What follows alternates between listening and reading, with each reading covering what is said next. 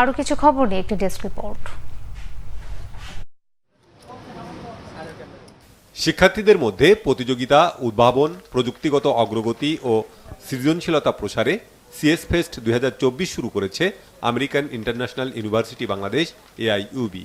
উদ্বোধনী অনুষ্ঠানে প্রধান অতিথি ছিলেন এআইইউবির প্রতিষ্ঠাতা সদস্য ও ট্রাস্টি বোর্ডের চেয়ারম্যান ইশতিয়াক আবেদিন। বিশেষ অতিথি ছিলেন আইসিটি বিভাগের সাবেক সচিব ডক্টর বিকর্ণ কুমার ঘোষ। ফেস্টে বিভিন্ন স্কুল কলেজ থেকে প্রায় 2000 এবং এআইইউবি থেকে প্রায় 3000 শিক্ষার্থী অংশ নিচ্ছে।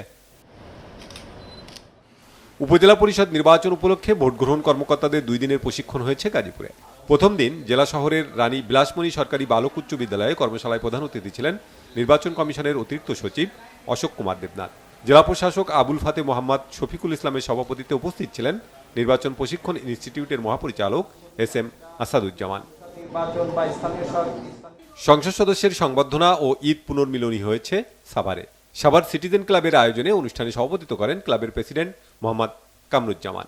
অনুষ্ঠানে ঢাকা 19 আসনের সংসদ সদস্য মোহাম্মদ সাইফুল ইসলাম সাভারের ফুটপাত দখলমুক্ত ও ছিনতাইকারী মুক্ত রাখতে সকলের সহযোগিতা চান। সাবেক প্রতিমন্ত্রী ডাক্তার এনামুর রহমান ও সাভার মডেল থানার ওসি শাহজামান সহ অন্যরা এতে বক্তব্য রাখেন। Banglavision news desk.